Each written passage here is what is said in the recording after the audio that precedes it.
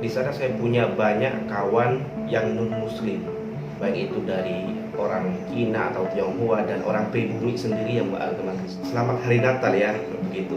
Dia ngasih tahu ke saya, bro, kamu nggak boleh bilang seperti itu. Mengucapkan selamat Natal ke mereka itu tidak boleh, itu haram hukumnya. Kalau di Malaysia ini seperti apa ya ulama memandang perkara ini?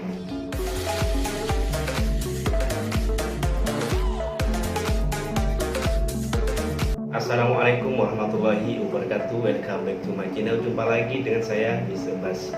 Oke, apa kabar Anda hari ini? Semoga dalam keadaan baik-baik saja, sehat walafiat dan dimurahkan rezekinya.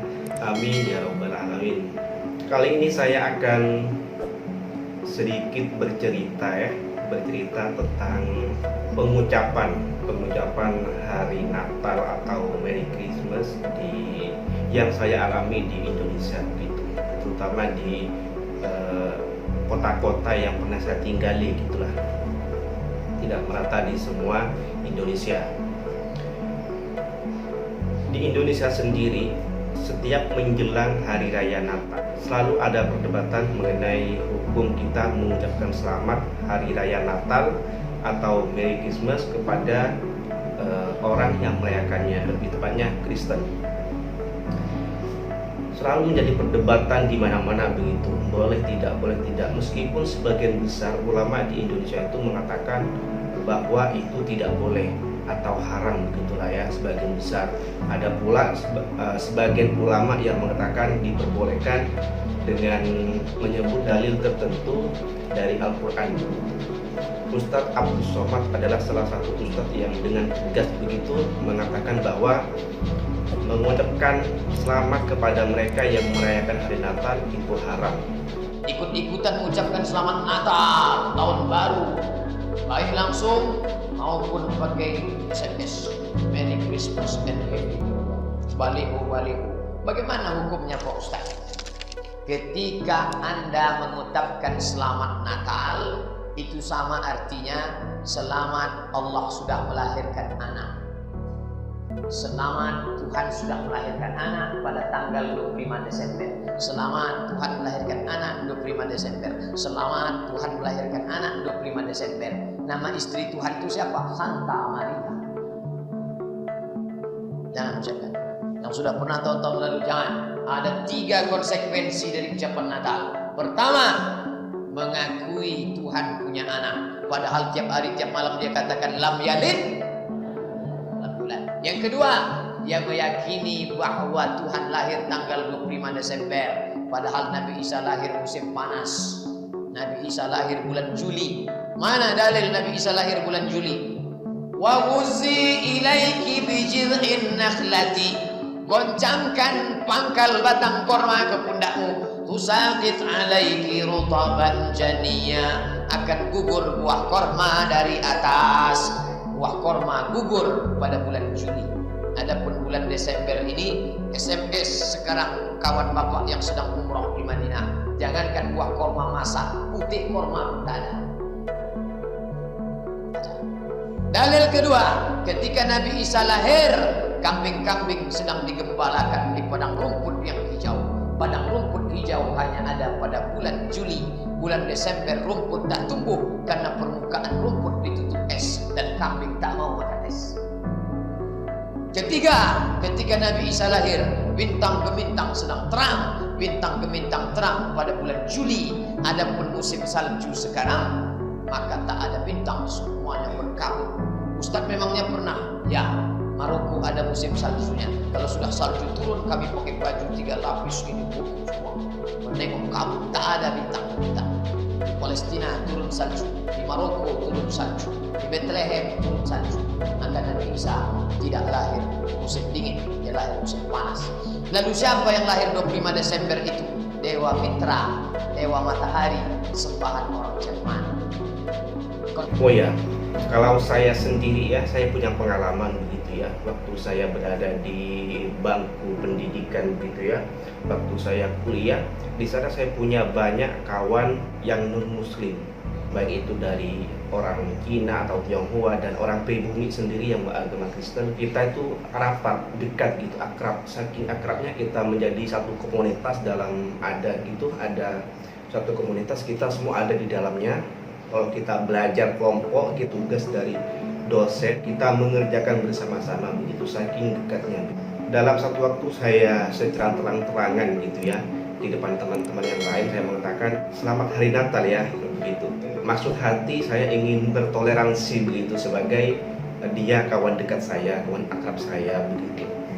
Kemudian teman saya yang muslim nih yang ada di sebelah saya setelah yang non muslim tadi sudah keluar gitu ya, dia ngasih tahu ke saya, bro, kamu nggak boleh bilang seperti itu. Mengucapkan selamat Natal ke mereka itu tidak boleh, itu haram hukumnya. Saya cuma senyum saja, saya bilang iya, saya tidak berdebat gitu, karena saya tahu apa yang saya ucapkan tadi itu dalam agama saya itu adalah salah dan haram begitu, seperti yang tadi Ustadz Somad katakan.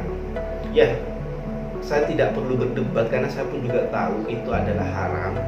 Kalaupun nanti berdebat dia bawa dalil, saya makin malu lagi, makin salah lagi begitu. Cuma dalam hati saya mengatakan, oke lah, tak apa, biar dosa ini saya tanggung begitu. Saya tahu tapi tetap saya lakukan. Oke lah, nggak apa-apa, biar saya tanggung sendiri dosanya. Begitulah saya dalam hati. Saya tidak berdebat dengan kawan saya mengiyakan apa yang dia bilang, karena saya sama dia satu keyakinan. Maksud saya satu pemahaman dalam perkara mengucapkan selamat Natal ini haram atau tak. Saya punya satu pandangan dengan dia. Saya punya satu grup WhatsApp, dan yang anggotanya itu dari berbagai kota ada di sana begitu. Dan ketika menjelang Natal begini ya, itu selalu ramai debat masalah pengucapan hari raya Natal. Meskipun di dalamnya itu 99% adalah muslim, tetapi selalu memperdebatkan ini begitu, memperdebatkan pengucapan hari Natal. Kalau saya sebetulnya satulah keyakinan saya, itu tidak boleh dan haram begitulah. Dan sebagian dari mereka mengatakan atas dasar toleransi nggak apa-apa kita mengucapkan hari raya, hari Natal, Merry Christmas sebagai bentuk kita bertoleransi kepada mereka. Tapi kalau menurut saya ya, bertoleransi antar agama itu tidak hanya dengan mengucap selamat hari raya Natal atau Merry Christmas gitu.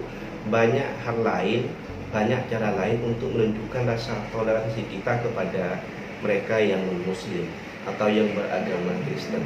Jika kita tidak mengucapkan selamat Natal atau Merry Christmas kepada mereka, tidak serta-merta itu dikatakan kita tidak toleran, kita intoleran. Banyak cara lain untuk bertoleransi dengan mereka, tidak begitu ya.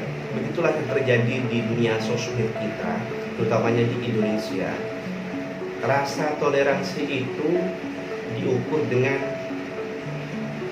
mengucapkan hari raya Natal atau Merry Christmas kepada mereka yang merayakan. Kalau kita tidak mengucapkan itu, maka itu tidak punya rasa toleransi. Padahal kita bertoleransi antar agama itu tidak hanya dengan mengucapkan selamat hari raya saja, banyak hal lain yang bisa dilakukan untuk menunjukkan rasa toleransi kepada mereka yang muslim, seperti yang dikatakan Ustadz atau Kiai Buya Yahya berikut ini.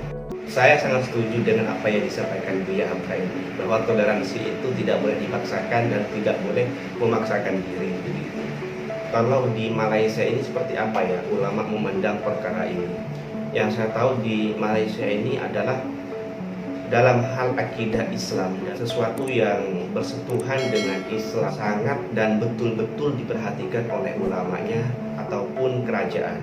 Saya beranggapan bahwa di Malaysia ini ulamanya pasti satu suara begitu. Contoh, seandainya di sini itu diperbolehkan, saya beranggapan bahwa semua ulama akan mengatakan hal seperti itu. Kalau diharamkan, saya beranggapan bahwa semua ulama sepakat itu mengharamkan pengucapan selamat hari Natal ini.